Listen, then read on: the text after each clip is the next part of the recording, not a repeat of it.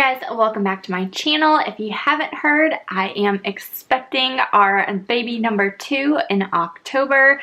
So today I'm going to share with you my weeks 5 through 7 pregnancy symptoms, things like that. I even had pregnancy updates for my firstborn. I will link my pregnancy updates playlist up above. And I did kind of like a questionnaire, which I plan on continuing to do for this little one. So I'll be answering those questions in this video as well. Definitely got some interesting news during these 5 through 7 weeks and a lot of different symptoms for this little one. So if you're interested in seeing what has been happening during weeks 5 through 7 pregnancy update, then keep watching. So if you haven't seen my pregnancy announcement video, I will link it up above. I talk about my 4-week symptoms and early kind of signs showing that I was pregnant in that video. Talk about how I found out I was pregnant, what we kind of did as a family, things like that. So that will be linked above for you guys interested. But today I'm going to talk about weeks 5 through 7, and they definitely have been a whirlwind. Starting around week 5 is when I started getting nosebleeds, and nosebleeds isn't one of those common symptoms in pregnancy where people talk about it openly and it's just like a, oh yeah, you're pregnant. But for me, that was a sign I was pregnant with Jackson, my now 3-year-old, back when I was pregnant with him, and I got it leaving like his little gym activity, like getting him in the car. All of a sudden my nose just took off. I will say I've had really bad congestion in the month of February and March, so that kind of didn't help. We've been using a lot of humidifiers, things like that. So I had to go back inside and go to his teacher and ask for a box of tissues to drive my son home. It was just one of those things. And I remember too with Jackson, the nosebleeds are so long and so much blood. And sorry if this gets TMI, but pregnancy update, duh. But it was just so bad that I definitely needed a whole box of tissues. So luckily I had a Ziploc bag and everything in my car, and I just kind of handled the bloody nose while driving home with my little one. I know that sounds crazy, but you know, just stuff the stuff up your nose and you're good to go. But yeah, and then I had another one that same day, then a couple days later. So luckily I'm now just turned 9 weeks, so I'm doing 5 through 7 weeks from my notes right now, but I have not, knock on wood, had any more bloody noses. But that was something that I definitely got with Jackson. I was definitely really tired. I'm not one to take naps at all, but that is something I definitely started doing more during that time, is taking naps when Jackson naps. Not every single day, but definitely more often. I think too it's also because I am, now that I know I'm pregnant, I'm cutting back on caffeine. I didn't drink any coffee back when I was pregnant with Jackson. I actually started drinking coffee maybe when he was around 1 year old. Now I've been drinking coffee, sometimes 2 coffees a day. So now I've cut it to 1. So there are definitely times where I need that nap at nap time. Another thing that was interesting, kind of different this time around, were night sweats. So I would get really cold but really hot, if that makes sense. And I remember feeling this towards like postpartum with Jackson, not in the early pregnancy stages, but definitely would kind of wake up and feel sweaty but then shiver cold. So that was a fun time in bed. I had to change the sheets a bunch, that kind of stuff. My husband tends to run hot. He has ceiling fan going super fast, barely any sheets on, and then like I'm like super cold with 3 blankets and stuff on. So just trying to find a balance is going to be interesting, especially as we go through the summertime as well. So with my firstborn, I got pregnant kind of end of July, gave birth in March. He was actually 36 weeks and 2 days when he was born. And this one I got pregnant and found out like February, and then I'm expecting October. So definitely different seasons of the year, so it'll be interesting. Another common symptom, sore boobs. I was getting that, and then those little white dots around the nipples. I mentioned that in my week 7 update from last time. Had the same thing happen this time. Now, a big food aversion that I had was shrimp. So I normally get these Scott and John shrimp bowls from Target, and they're kind of my go-to lunches. But for these weeks, I've definitely been eating them more now that we're entering like weeks 8 and 9. But for weeks 5 through 7, I could not have those. Shrimp in general, the smell just turned me off, so I could not do that. My cravings were everything bagels and bean tacos, so that was definitely it. So when I was 6 weeks, and I went to my 6-week appointment. So it was really interesting. With Jackson, I went to my regular kind of family physician at about 4 or 5 weeks. And then they kind of like the next couple days saw me, got my blood drawn. And then at 6 weeks is when, 6, 7 weeks is when I got my first ultrasound. This time I didn't get my first ultrasound until 8 weeks, and then I didn't get my first appointment until 6 weeks. But that appointment was kind of not the news that I wanted to hear. So they took my blood pressure. If you did not know, I had kind of hypertension, high blood pressure towards the end of, middle to end of my pregnancy with Jackson.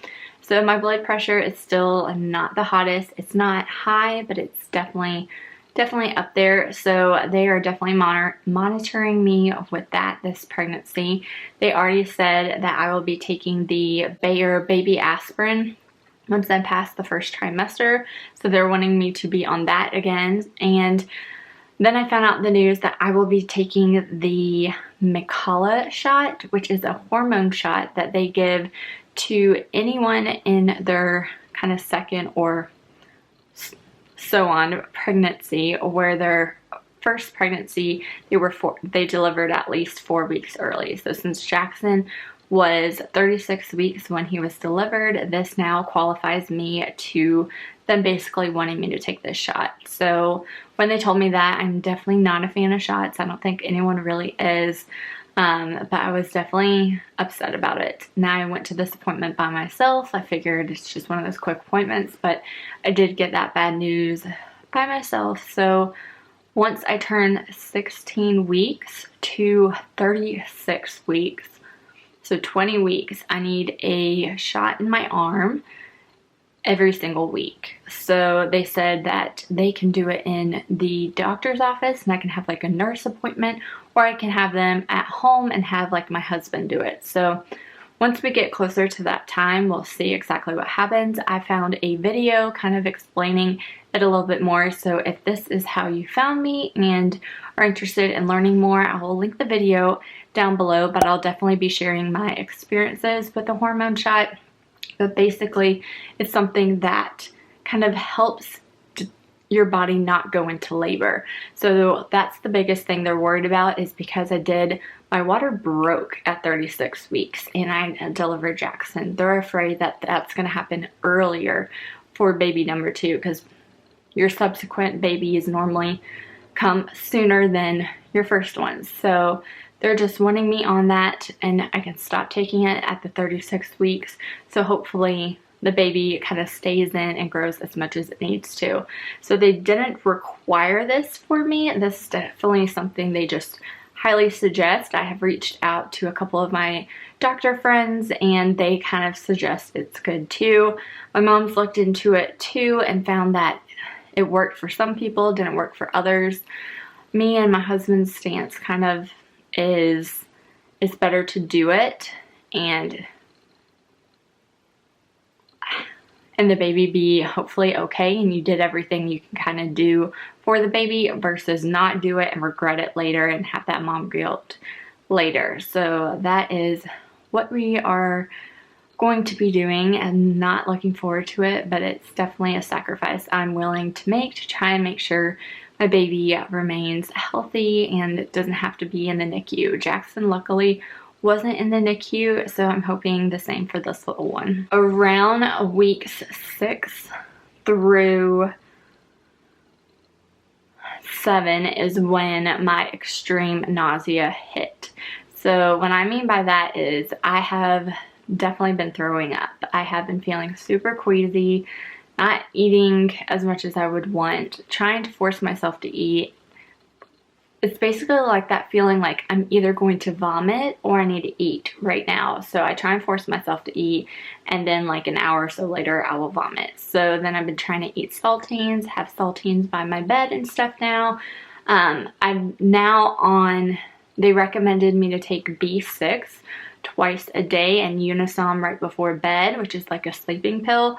So I'm now taking that now that we are entering weeks 9. So that has definitely been helping me more. And I've also been eating a little bit more high protein snacks. So if you are experiencing that as well, I got some of like the Kind bars that have almonds and like caramel drizzle and chocolate drizzle, you know, that yummy stuff. And then eating more of that versus saltines to kind of crave me. Another thing that I got from one of my girlfriends who just had her second baby are these C nausea bands. I did not use any of this stuff when I was pregnant with Jackson, but I have been using these religiously. They help in the car. I've definitely been feeling nauseous driving or not driving. It doesn't matter. So I've been wearing these. Sometimes I wear them to the playground so I don't feel sick. I've slept with them on. These are kind of like acupuncture. I don't have them with me. They're in my jacket pocket right now, but they're like acupuncture bracelets that kind of feel like you're wearing a tight scrunchie, but there's like a plastic piece in it that kind of puts pressure on this spot right here on both of your wrists, and it definitely helps with the nausea. And another thing are the Preggy Pop Drops. So I have been taking those and the nausea bands, and then now I'm doing B6, and so it's working much better. But if you guys have been feeling sick, I am there for you guys. It really sucks. With Jackson, I felt a little nauseous, and watching that video back, it's like, oh, the smell of the trash really makes me nauseous. But it's like, now I can open up the fridge and I want to vomit. And it's just definitely different this time around for sure. So besides that, let's get into the questions for weeks 5 through 7. Total weight gain. I didn't really gain that much weight from that time. They kind of just took the starting weight. So we're just going to start there, especially since it was a COVID year. So that doesn't count, right? That doesn't count. Maternity clothes. I'm not wearing maternity clothes. And definitely, though, now like might need to start finding where my bigger bras are, because you know the boobs are getting bigger, but not in maternity clothes yet. But I mean, everyone's wearing leggings right now, so I'm not wearing jeans. Stretch marks, had them for the first one. I probably will get them for the second one.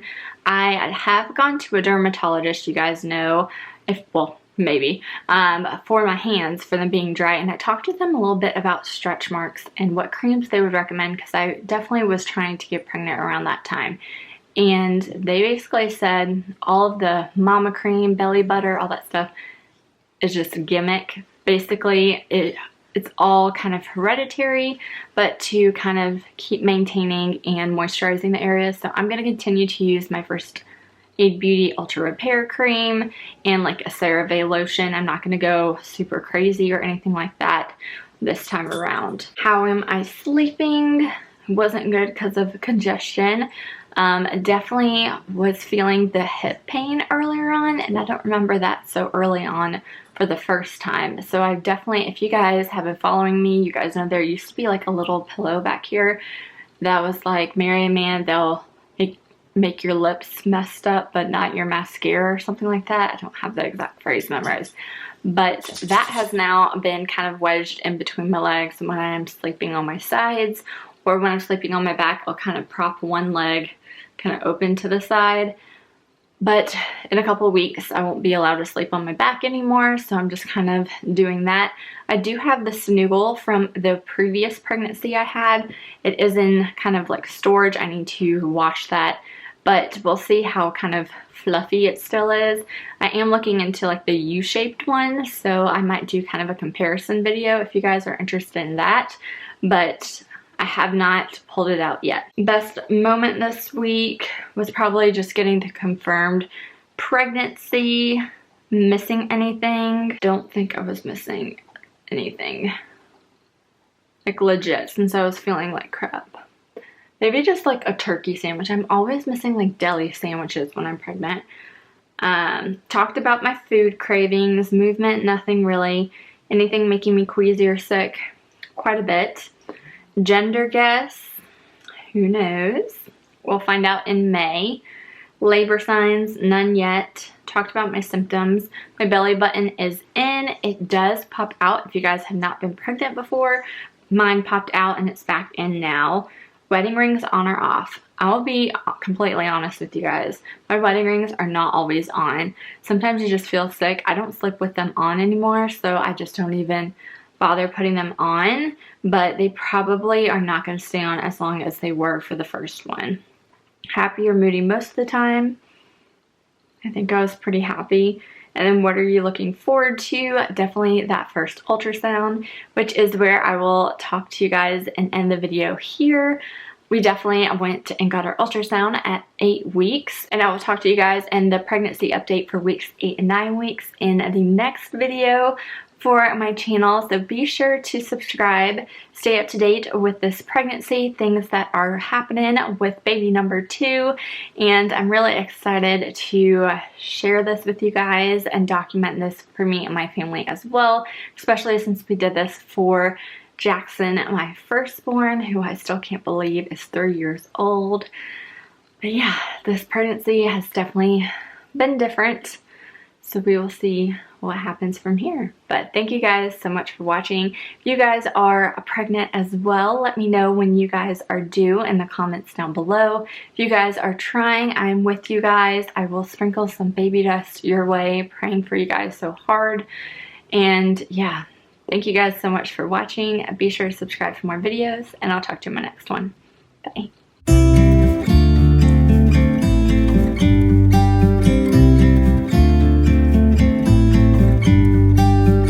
About to leave, already packing. Come with me, I'm not really asking. We'll get away to a place where we